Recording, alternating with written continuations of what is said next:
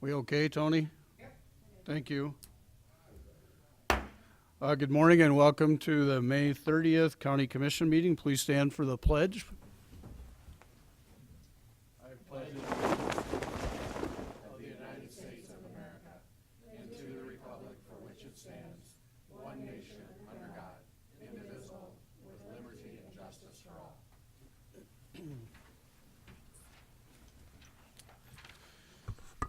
Good morning again, and just a reminder, if you have a cell phone, please silence that. Meeting documents are next to Commissioner Bender, and if you need a listening device, Carol would be able to help you with that.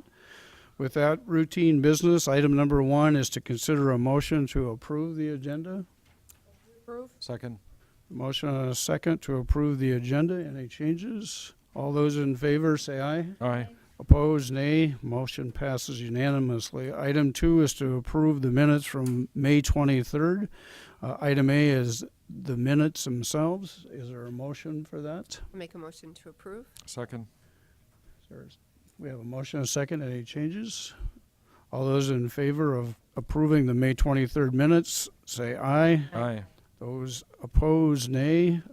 Motion unanimously passes. Item B is the joint Sioux Falls City Council and County Commission minutes of that date. Motion to approve. Second. Motion and a second to approve the joint commission meeting minutes. All those in favor say aye. Aye. Those against, nay. Excuse me. Motion unanimously passes. Item C is the County Commission special tour minutes. Motion to approve with a comment. I'll second. We have a motion and a second. Commissioner Barth. Mr. Chairman, I really want to thank Carol Muller and Nick Foshheim for their efforts on that tour where we took a bus and went around the county looking at economic development in our area.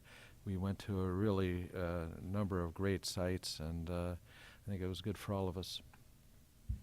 Commissioner Heiberger. Second that. That was one of the better things that we have added to our list of things to do, and hopefully we will be doing it again in the future. I think it was an eye-opening experience just for, even though we're all out in the county doing things, we don't stop and actually look and talk to the people necessarily unless there's a problem, and these were all very positive tours. It was really a lot of fun.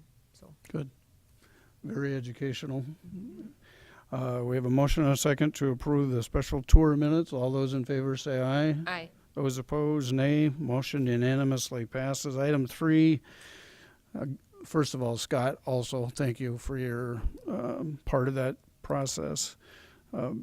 Bills to be paid of $1,740,165.46. Pay the bills. Second.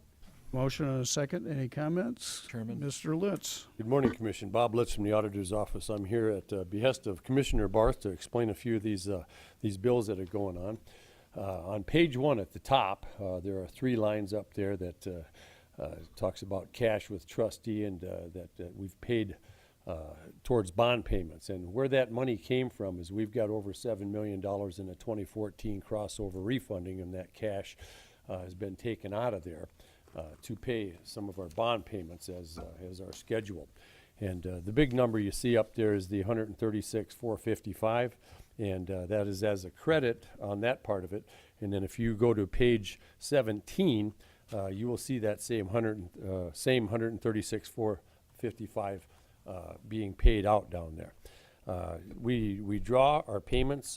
The payments happen twice a year, once in the May-June period, and that is interest, and then the other one is November-December period, and that is interest and principal. And of course, the one we're doing right now is simply interest. We have two funds that we draw money out of for the bond payments. One of them is the building fund, and the other represents debt redemption. The debt redemption represents the monies that we've got that were referable. And going forward, our jail payments, they're going to be out of the debt redemption fund. We're going to try to put everything in debt redemption unless it's ongoing levy, in which case it will be out of the building fund. So does that explain your questions on that good enough, Commissioner Barth? Absolutely, Okay. Mr. Auditor. Then the other item that Jeff wanted to explain was on page 8, there are some Armor Correctional Health Service payments, and also Morris Correctional Health Care, which is a related entity. And those payments that you see on there represent a set amount. That is also 2 months' worth of billings, but we have a estimated contract with Armor. We make a payment of a specific amount every month, and then if you look at the line at the bottom of Armor Correctional, there's a $66,620 credit, and what we do is we true up every month after the payments, and this month here we came out ahead on the payment, but that $486,995 represents a contract payment that we make supposed to be making every month. In this case, it was every 2 months. Questions for Mr. Litz, Commissioner? Since you're here, I was wondering if you could also comment on the number of bills that we paid to the South Dakota Public Assurance Alliance. Those are all our insurance bills. Are those paid annually, quarterly? Do you know? I'm not prepared to answer that, but I could certainly get back to you on that. Okay. Okay. I'm thinking that we make regular payments to them. But I'll have to research that for you, Gene. Okay. Okay. Thank you. Any other questions? Well, Mr. Chairman, Yes. out of $1.74 million in this week's bills, I think we just showed that there's quite a few irregular large bills that we settled with the debt payment, et cetera. So although that's a fairly high total today, it's not out of line. Any other comments, questions? We have a motion and a second to approve. All those in favor say aye. Aye. Those opposed, nay. Motion unanimously passes. Item 4 are no reports. Number 5, personnel actions. To consider a motion to approve routine personnel action. Is there a motion? That's my motion. Second. A motion and a second to approve routine personnel. Any questions? If not, all those in favor say aye. Aye.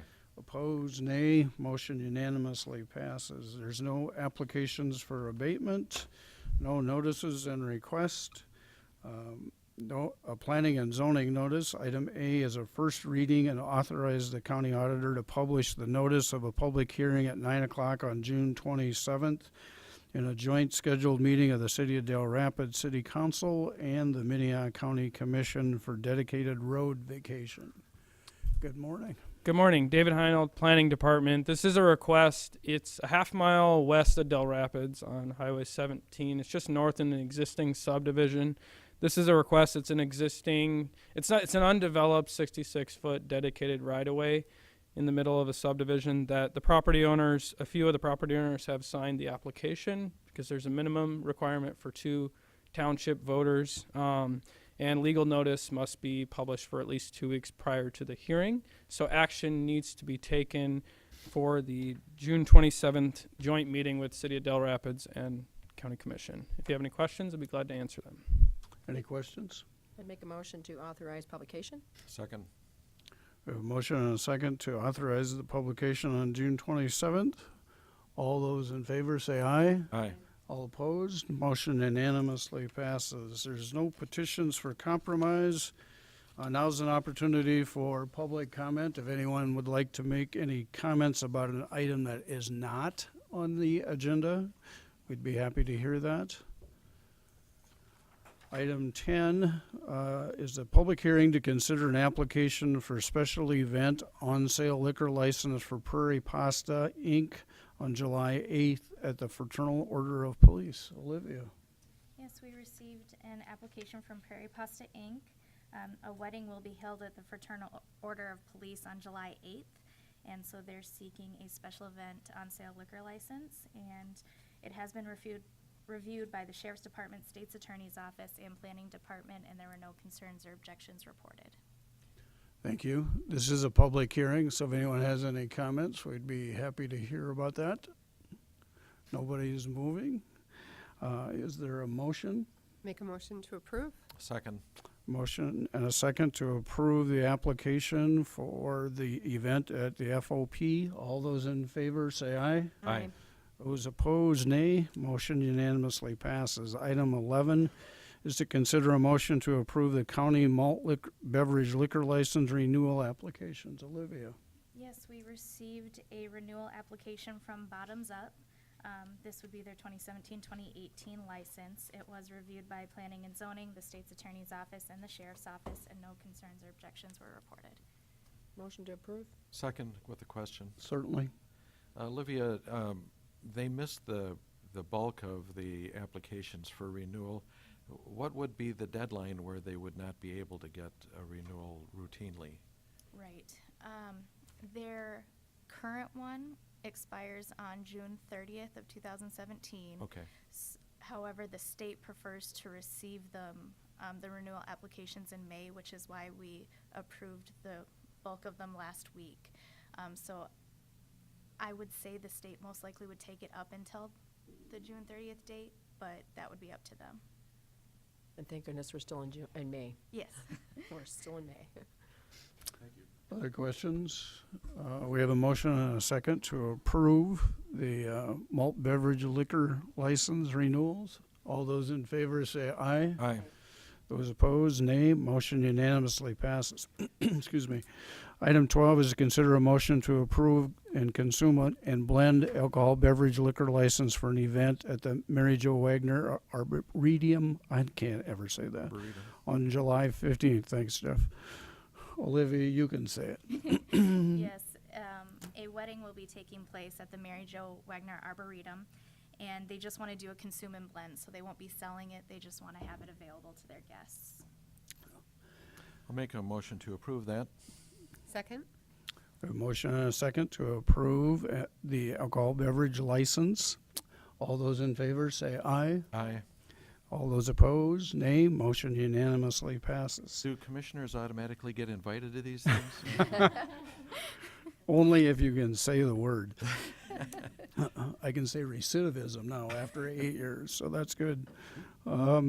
Item 13 is a briefing on Minnehaha County Special Alcohol Beverages License Limits and Costs. Olivia. Yes, so at the May 16th meeting, the commission had expressed interest in possibly changing the limit for special event alcohol beverage licenses. So before you, you'll see a comparison with Minnehaha County and the city of Sioux Falls. You'll notice that Minnehaha County, for all but the on-sale liquor, charges $25 per day with a $50 publication fee. And the city of Sioux Falls does $25 per day for malt beverage and wine with a $10 publication fee. But then once you get to off-sale farm wine, it's $50 per day and a $10 publication fee. And then both of us charge $50 per day for liquor. However, the city adds an additional $100 for the first day and $50 for each consecutive. So that I think would be the most or the best comparison, just because they're in our area. They do not have a limit on how many licenses they provide in a calendar year, whereas ours is 6.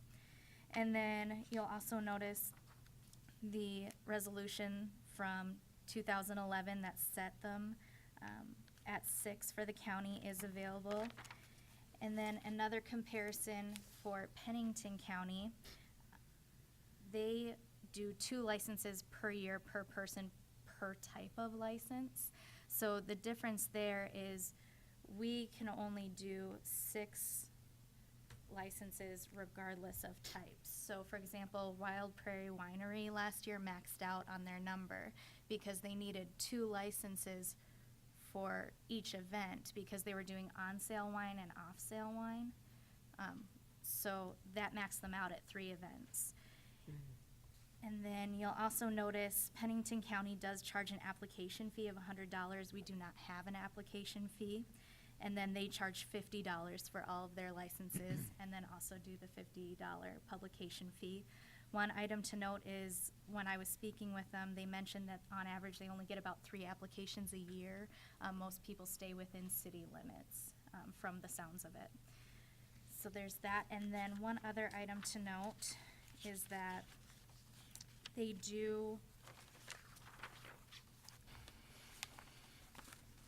the notices do actually cost, I'd say, about the $50 range or more. On the most recent notices we did, It was $17 in the smaller newspapers and $20 in the Argus Leader. So it does cost us about the 50 or more, which is why I think the publication fee is fair. Questions for Olivia? Commissioner Heiberger? Thank you, Olivia. You actually answered one of my questions, and the other one was, you said Pennington County doesn't have that many. Do we have any idea about how many we have, or how many we've maybe rejected or whatever because of the way our policy's written? Right. So in 2016, we did 15 special event licenses. And like I said, with Wild Prairie maxing out, so they most likely would have done more had they been able to. And then to date, we have 6, not including the ones we just approved today. So it's not like we have people breaking down the doors to have a whole lot Well- more, but we could use some. I think the issue is that the individuals who are getting the licenses are aware of how many they can get. I've talked to a couple different caterers, and both of them have said that they've turned down business because they know they've reached the maximum of 6. I've also talked to the sheriff's department, the state's attorney's office, and to the clerk's office about increasing that from 6 to, the suggested number was between 12 and 15. One caterer said that she had already turned down something similar to that in the number of events that they would have. I've also talked to a couple of the people who do this as a business with a location rather than going to a machine shed or a park or wherever they happen to be, and they are booked out for a long period of time already. In fact, some of them over a year. So I think this is enhancing their business, and according to the sheriff's department, he can't recall that they've had any issues with any of these licenses. They're pretty much self-administered, if you will. Commissioner? I appreciate that research, Mr. Chairman. But you take a look at what it costs to get a full liquor license within the city of Sioux Falls, and potentially a one-day liquor license at, say, a place near Sioux Falls would be quite a bit less expensive than a full-on liquor license. It might cost $250,000 to have a full liquor license within the city, and so you're just outside the city and you get a one-day license for $50 a day. It's going to be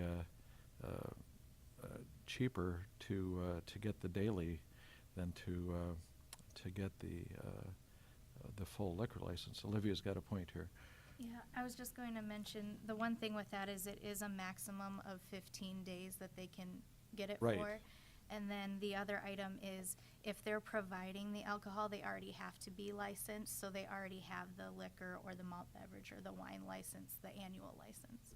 Well, I appreciate that, and if I may, Mr. Sure. Chair, there's also, an issue where you might have a grocery store with like 6 or more locations in town, each grocery store would be able to cater a different party. And so, 6 times 6, let's say, is 36. 6 times 10 is, 60, etc. And I'm certainly willing to adjust the number. I just think we need to be cognizant of potential legalistic efforts to maximize this. Other questions or comments? Commissioner Heiberger? I was just going to say, City of Sioux Falls does it, and they have no limit, so they don't feel like it's an issue. They've got the same policy idea that we do.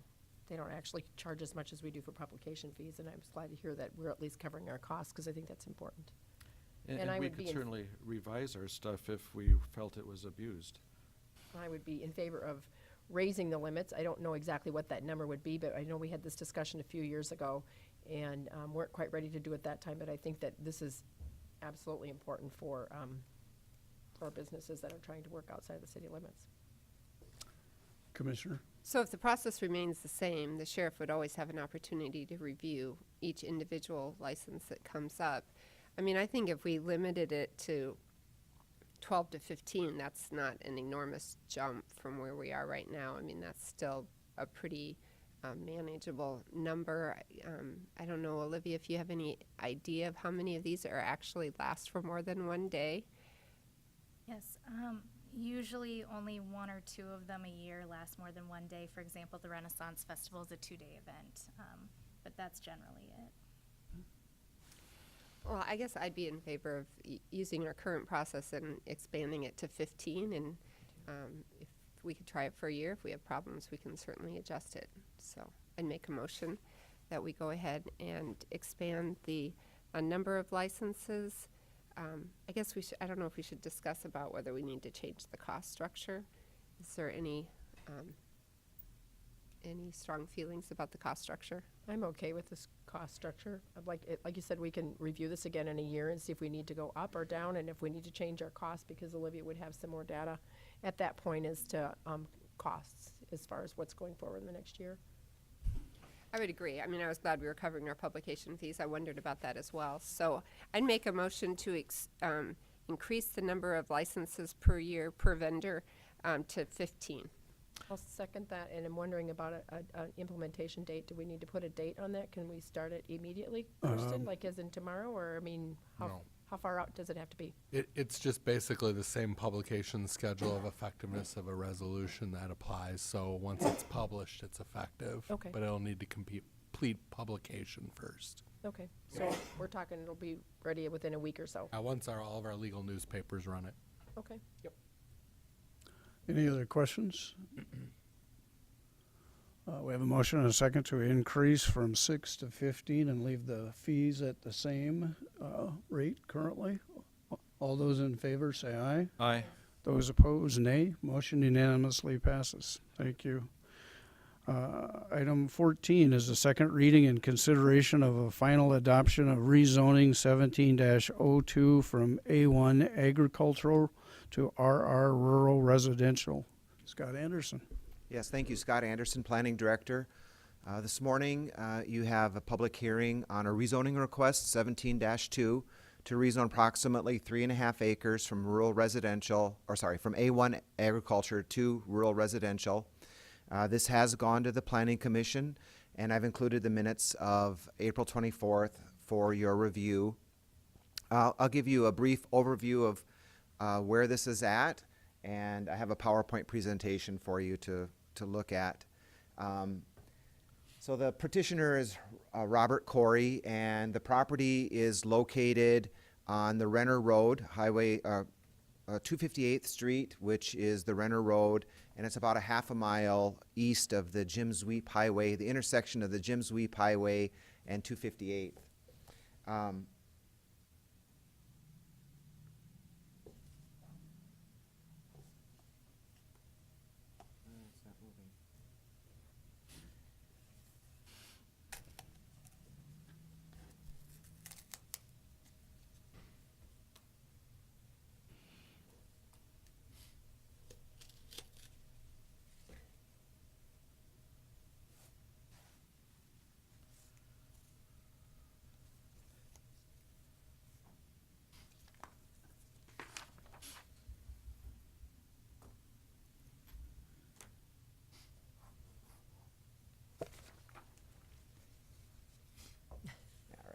Thank you.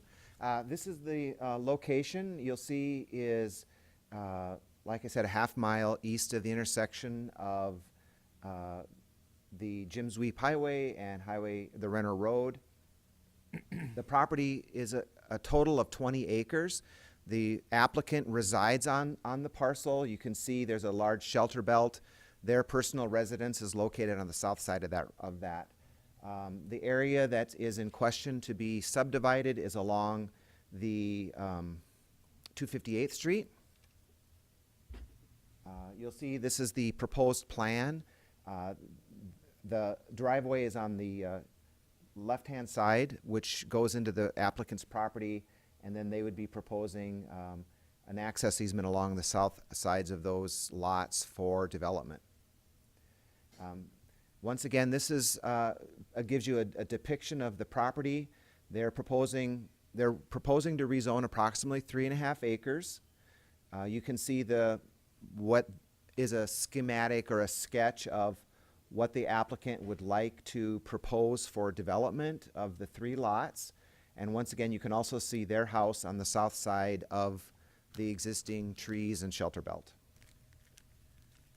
This is their garage and their personal residence.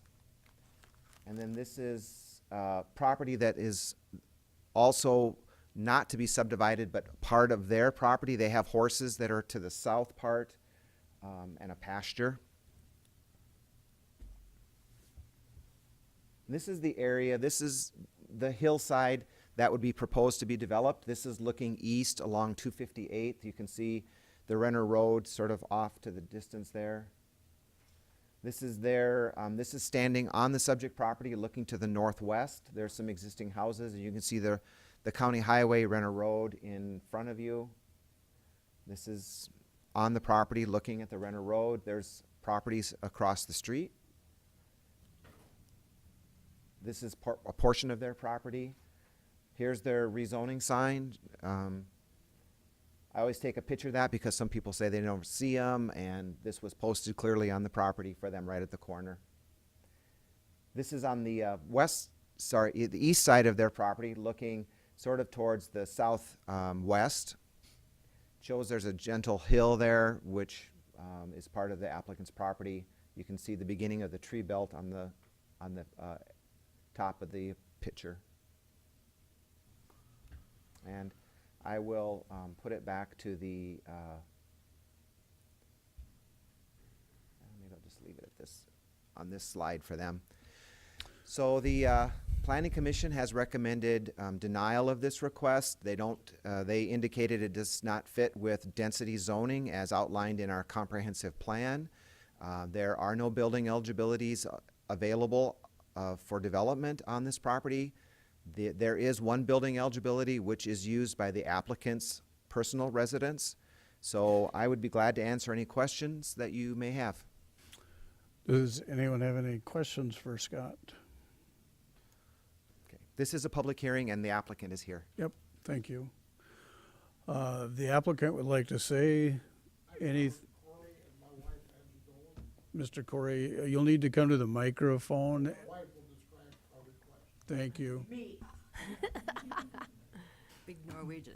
Good morning, and thanks for the coffee. I'd like to thank Scott for doing a nice job on the PowerPoint. I think what you could see just a bit of is how it slopes. It is a totally useless piece of property as far as we are concerned.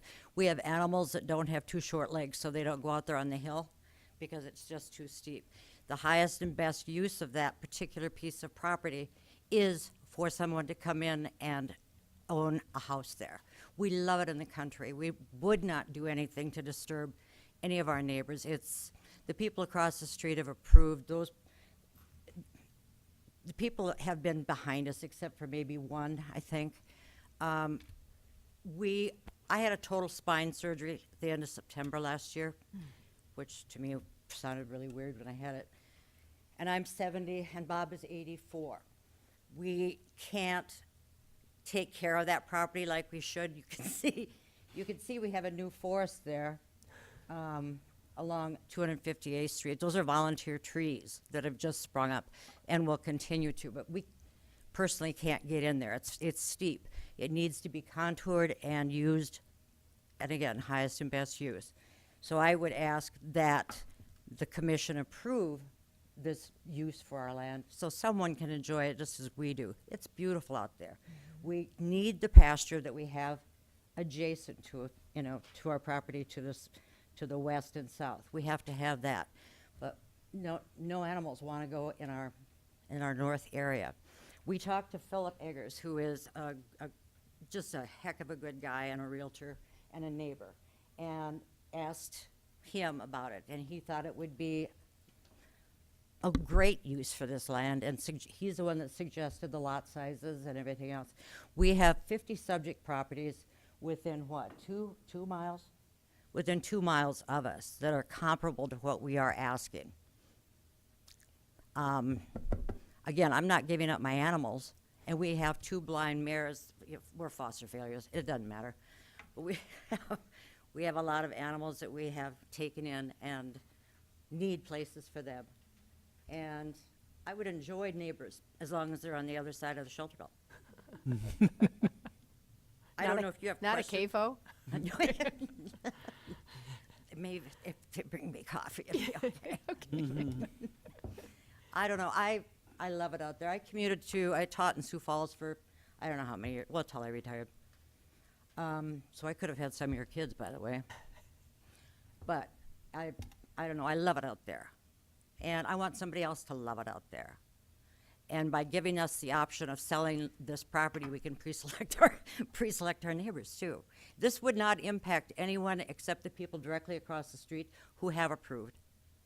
Otherwise, they can't even see the property, the other people. So, do you have questions for me? We need you to identify yourself and your address. Not that we don't know who you are I and know. where you live. I'm but- Angie Dolan. I am the wife of Bob Corey, who is of medium age and losing his ability to do things in the pasture as well. There are 7 of us that live on the property. My daughter, son-in-law, and 3 children live there. Property is 47653 258th Street. It was easier when it was a rural route address. But Thank it you, is a Ann. Sioux Falls address. Our taxes, too, are so, by selling off little land, we could probably lower our taxes some. Anyone have any questions for Angie? I'm a font of information. Any comments? Commissioner Bender? Well, I should have asked. I would like Scott to come back up and explain the spot zoning issue to us, please. Yeah, one Thank other you. thing I wanted to say that I forgot is we are adjacent to 50 acres that the city owns, just to the east of us. I don't know what the plans are for that, but I know that zoning-wise, we don't adhere to what is recommended. But I do know that that area is not being developed quickly either, so. And Scott's done, like I said, a great job of doing these pictures, so I appreciate that No, help. thanks. Thank you. Scott, do you want to? I didn't hear your question. Oh, I'm sorry. Can you just, got a cold and I apologize. If you could just walk us through the issue of spot zoning, which appears to be the primary issue. Well, there's actually 2 issues. Spot zoning is one of them, and then the use of the following our density zoning is the other issue. But spot zoning basically is where you're creating an insular isolated zoning district in the middle of a larger zoning district.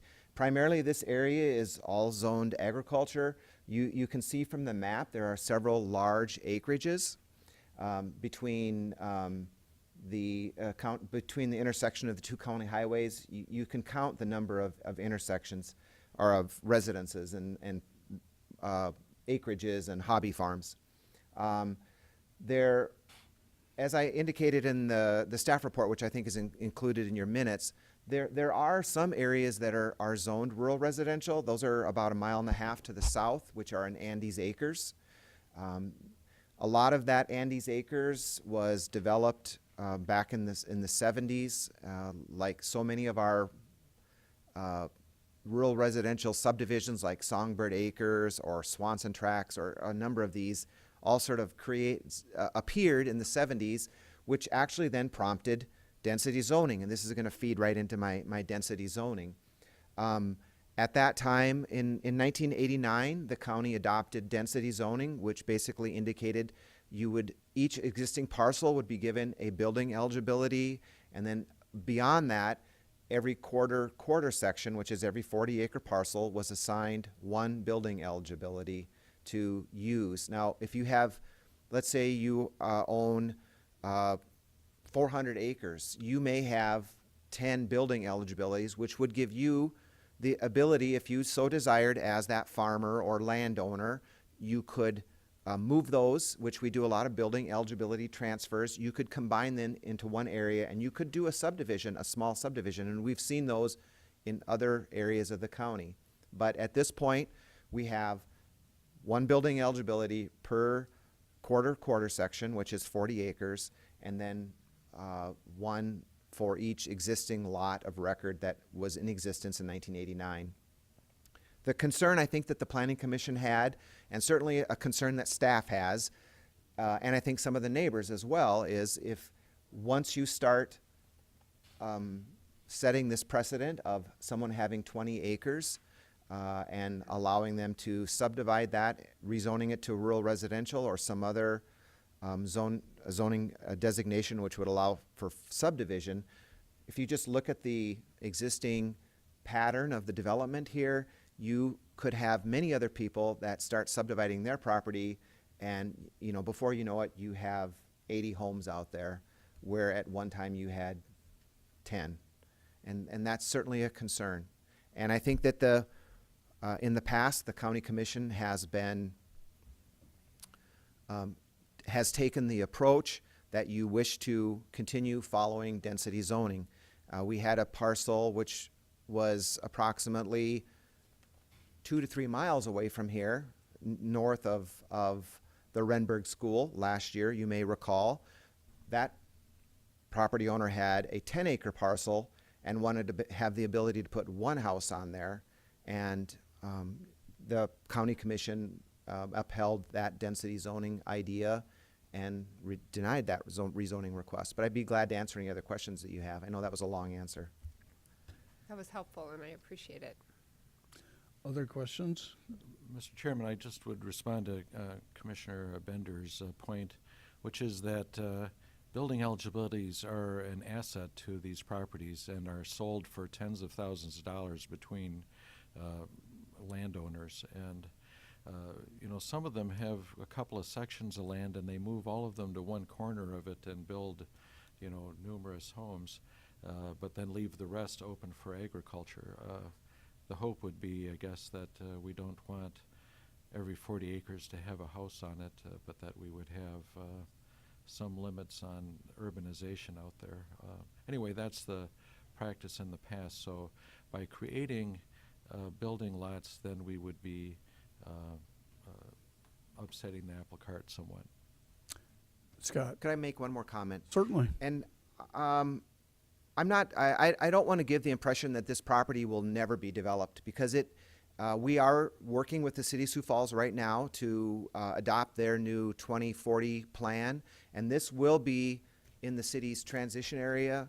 And the intent of that transition area, and according to our comprehensive plan, we feel that this area will be ready for development at some time, and that would be when the city services are able to be extended out to this area, that being water and sewer. So, what that time may be, that may be a long timeline. That may be 20, 30, 40 years from now, as the city continues to grow and we see, extensive growth in the city. Certainly this could be an area that at one time, at a future date, might be very developable property.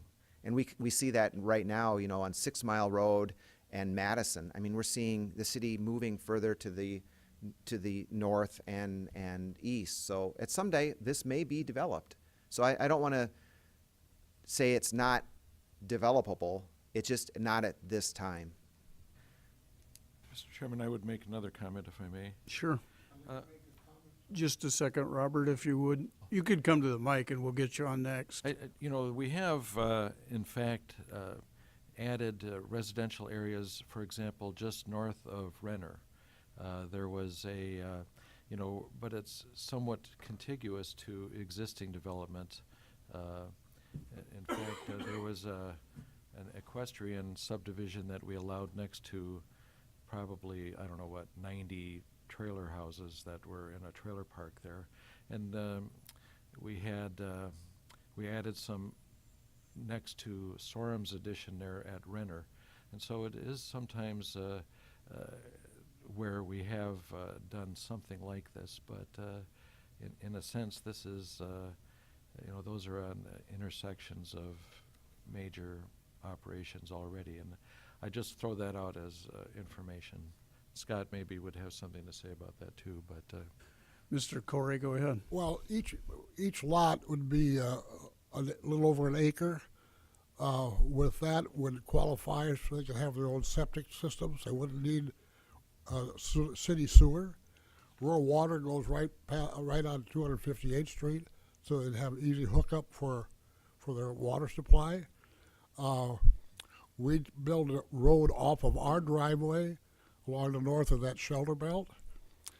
They could have walkout basements or whatever, and there'd only be one exit and entrance on the 258th Street as far as traffic is concerned. Thank you. Thank you.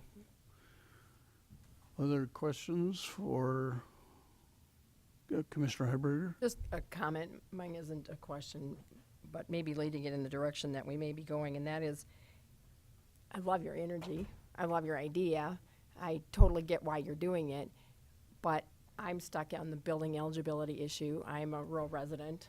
I do own several building eligibilities, and that is an asset to my portfolio or whatever, and I listen to a lot of my farming neighbors who feel like already Minnehaha County lets too much ag land go away, and I realize yours isn't farmable and it probably is a great place for houses.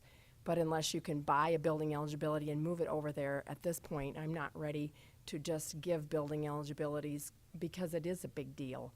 And by approving changing it to a rural resident, at this point, we'd be giving you 3 building eligibilities, which unless you purchased them, in my opinion, at this point, it's just not right. And that does, and like Scott said, it doesn't mean that that might not develop at some point.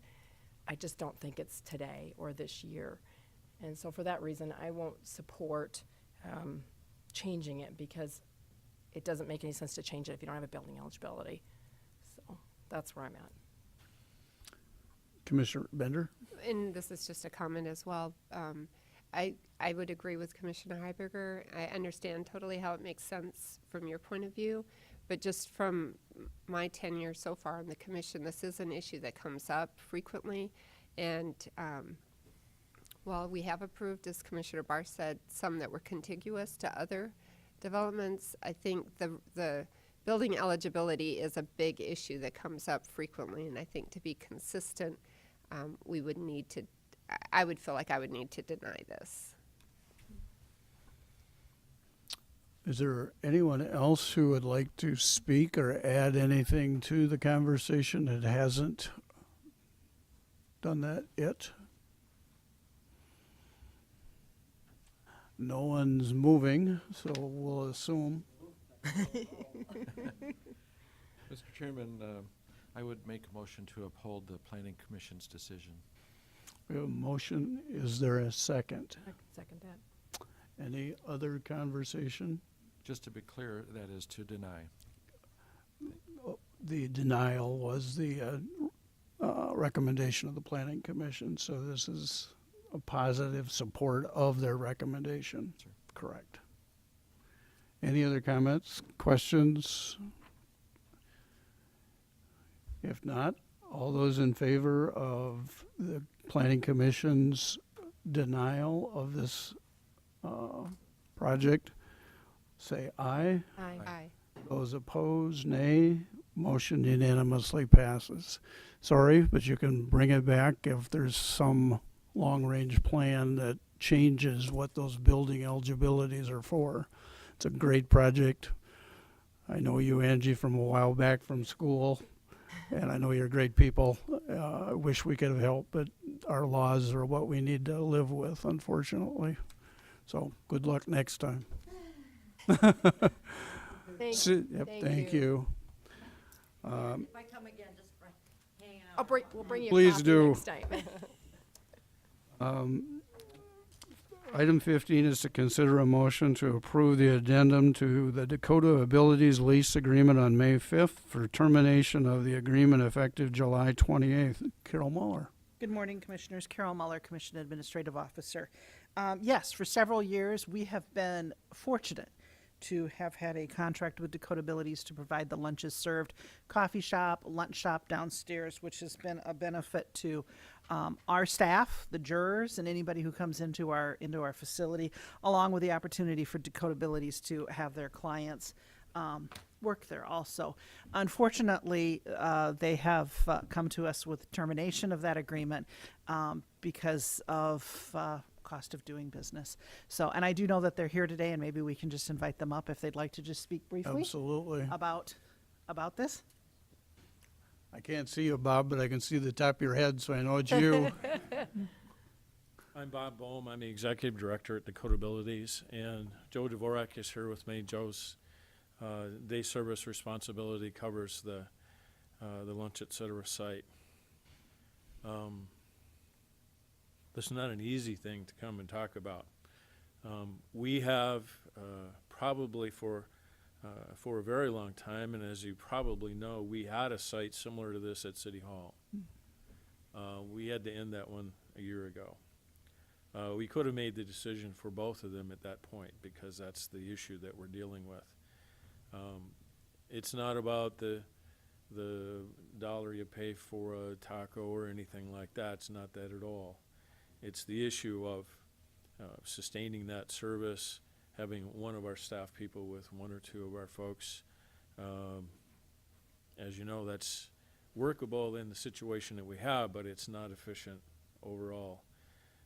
Our fee structure changes very little. The increase we have to cover the services we're going to do for the next year is 0.3%. A sum that won't cover 1 year's worth of health insurance premiums for one of the folks that cares for the folks who have disabilities. So the decision, when you look at the numbers, is very easy. We can all look at our checkbooks and see what happens. But the impact it has on the individuals we serve, we've already received emails from folks here at the county who have friends and they're objecting to losing their friends. Well, we don't have to lose them, but I will tell you it won't be as easy to have access to them. Our mission statement says independence, choice, and access. Well, access is great, but it has to be financially viable. And unfortunately, I think where we're going is $839 to $1.3 billion of Medicaid cuts are being proposed right now. The devastation that will wreak will go far beyond what we're talking about here and not having somebody at lunch, et cetera. Yep. So we struggle with that. We're having difficulty there. So making the decision to talk to Carol the decision was easy. The implementation of it's exceptionally difficult to do. We love the access. We love the friendships we have. If our folks could actively, if those that are here were actively, moving toward an employment situation where they could take the skills that they learned and to move forward for that, but unfortunately we don't really have that opportunity either. So, Joe, would you like to say a couple things, or? Well, really, Bob said, it very well, most of what I wanted to say. I just personally wanted to say thank you to the county commissioners and the courthouse for the many years of good service and the relationships. I mean, like Bob said, it wasn't even about food service most of the time. It was about relationships for us. And I was the one personally who talked to Carol and talked to the individuals who work at the lunch, et cetera, lunch counter, and they were hurt too. But I told each one of them that, one door closes, another one opens. This is absolutely what's going to happen with those folks. Many of them already have other positions in the community.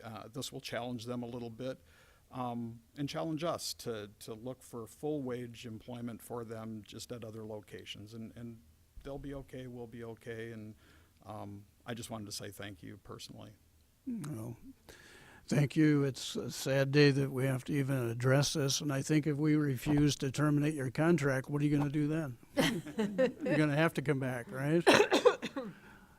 Other well, comment? I would hope that's not where we're going. No, we're not. And we in our conversations with Carol, we'll make this situation work until we can figure out how to make the process work for everyone's benefit. So we'll make it work out. Well, I would say that the people that have served us were delightful, and we are losing friends, not staff. So, Yeah, that's right. That's right. Commissioner? Thank you. I really want to thank you guys as well. At the same time, is there an amount that, obviously our staff needs to have lunch someplace, right? Is there an amount that we could subsidize the operation that would make it viable? And I say that because I don't know how our folks are going to be able to, get a cup of coffee or a sandwich going forward, and it's certainly a valuable. I mean, what are we going to get a national chain to move in here and offer us a menu? Is there anything that we could do that would be able to blunt the effects that you feel coming? Well, that's a difficult question to answer. I can tell you, I will tell you what the loss is without allocating any overhead to it. It's $30,000. We can't raise our fees. One of the pieces for intent here was not to compete with Sichuan across the street or anywhere. We don't want to create a restaurant situation. We certainly don't provide a restaurant kind of scenario where you provide a hot dog or a bowl of chili or something to supplement what you might bring in a sandwich or a bag of chips or something else that you have. It's not the same thing at all. And so part of the situation was we looked at it. It's existed for some time on that basis. So you just reach a point where you can't continue to do that and make it work, and that's part of it. Thank you. Other comments?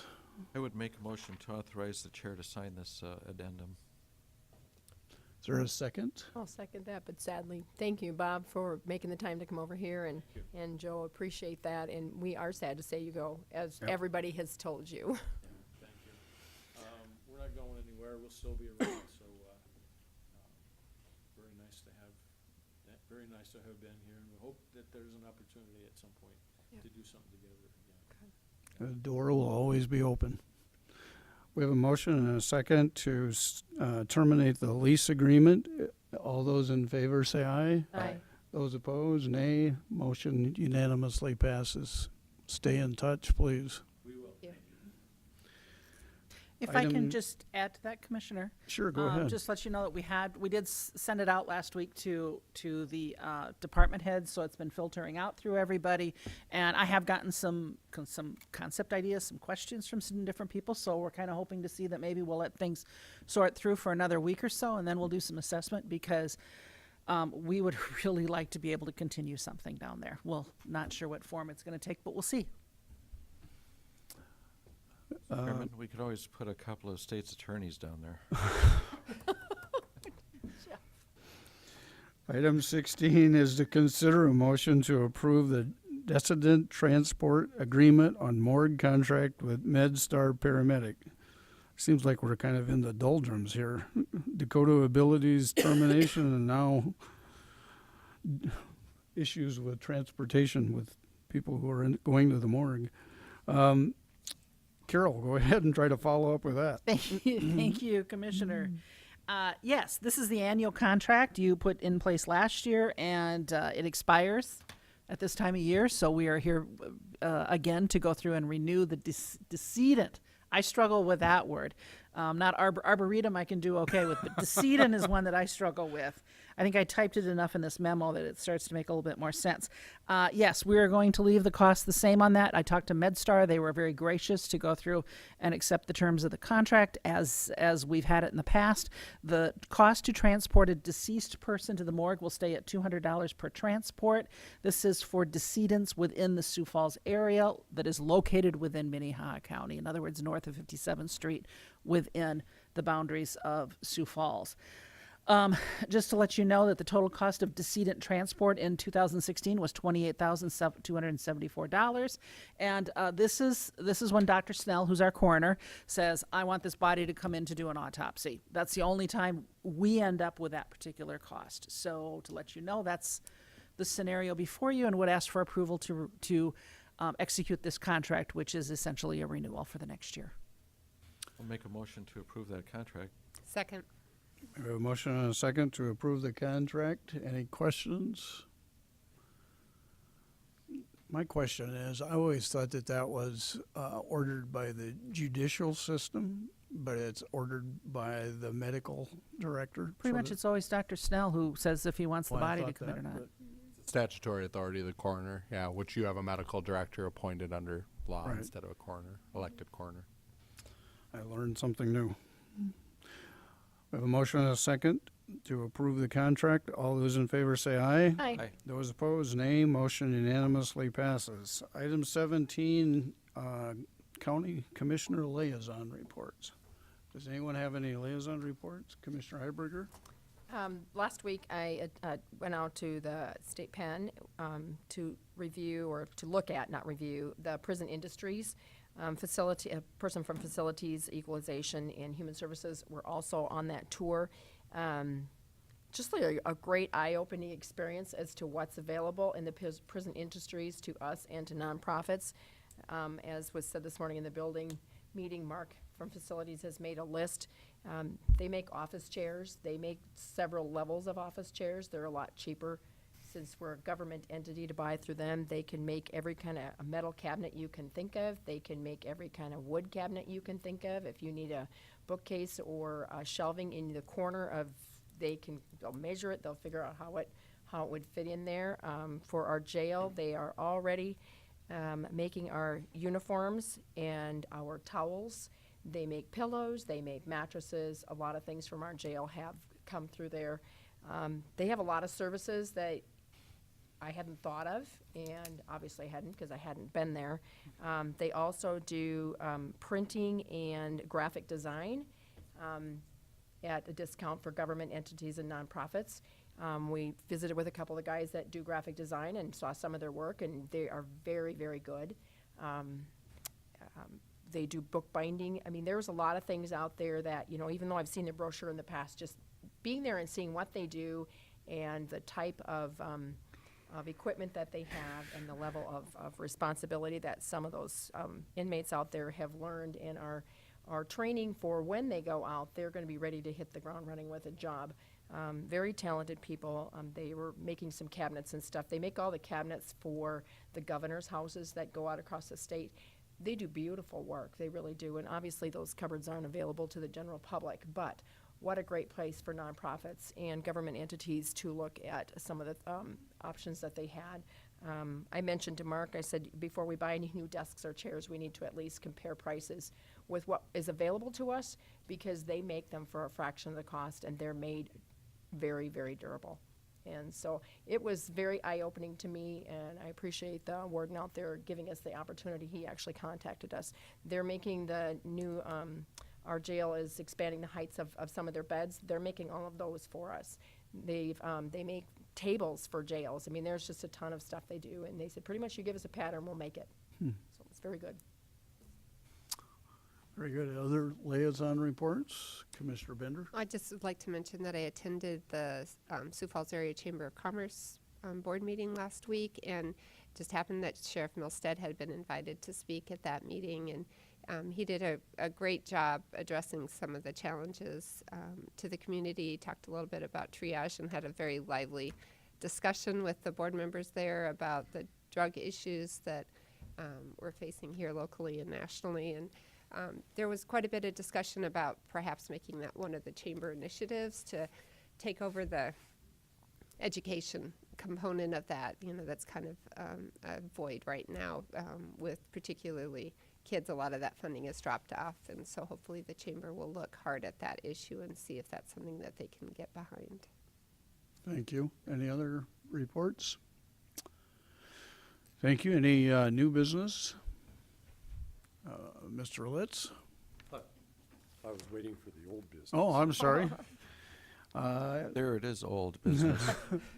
Any old business? Well, Bob Litz from the Auditor's Office, in response to Commissioner Bender's inquiry about the Public Assurance Alliance. I did a little research. I wanted to make sure I was telling you the facts instead of just opening my mouth, which my wife would probably find contrary to my nature. But the Public Assurance Alliance is an organization that's available to state and local governments. In our case, what we do is our vehicle liability.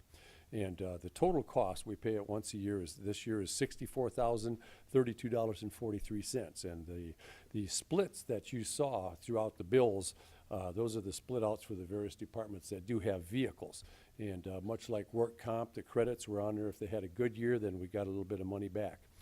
Some departments don't have vehicles, but the ones that the breakouts are for today were highway, emergency management, JDC, parks, safe home, planning, 24/7, jail, commission office, the auditor for elections, the sheriff's department, museum, EQ, and facilities. And the reason that I'm in there is we do have the vote tabulation machines, which we didn't know where to put. They're on wheels, so the logic was maybe we put them under vehicle liability. So, any other questions that I could answer for you? I appreciate you looking that up, so. Any other old business or new business? We can go back to that. I was thinking you were coming up before Bob did. Carol Muller, Commission Office. 2 items today. One, just a reminder that June 9th, which is a week from Friday, is our first budget hearing. So we'll be working closely with the auditor's office this week on prepping all that. One of the things that you will find is that we need to get information back from you about what departments you'd like to hear from. So expect some communication coming by email in a very short period of time from us as we ask for your input in getting that stuff all scheduled, as we make this just a wonderful, seamless, efficient, effective process for 2018. I'm optimistic. The other question is a question I have for you, and that's talking about July 4th. 4th of July is on a Tuesday, so I would like to have some direction from you as to what you would like to do with a commission meeting that day. If you want to just drop it for the week, which is an option. If you want to reschedule for possibly a Wednesday, I don't know that Monday's probably the best day for it, or if you just want to drop it. It's nice for us to be able to start that processing through and getting things scheduled. And especially making sure that we get bills either paid ahead of time or a little bit later. Any input on the July 4th date? Mr. Chair, it's hard to be sure how much stuff we'll have coming up at that time, but certainly we're not going to meet on the 4th of July if it's a Tuesday. So barring a huge load of business that needs to be done, I would recommend us not meeting and skipping a week. I think it's so rare that we cancel a commission meeting that I think if we cancel this commission meeting, we'll be able to adjust the workload and handle it. So I would support that idea. Yeah, the time will be made up at another time, that's for sure. And it also reminds you that we'll have at least 3 budget hearings in So that period of time. So a motion at this time, or? I think we need to let people know what's going on. Okay. You don't necessarily need a motion for this. You No. just don't notice the meeting. So Mr. Chairman, you're correct. If we have all those budget hearings, if there really is something that we need to address, maybe we can even address it on one of those days. So, I would say we will not meet on the 4th, and if anything needs to be adopted or adapted, we can do that at one of the budget hearings that we have that'll be long and difficult. Any other new or old business? Mr. Chairman, I would move adjournment. And you'll be thrilled to know there's no executive session today. I would second that.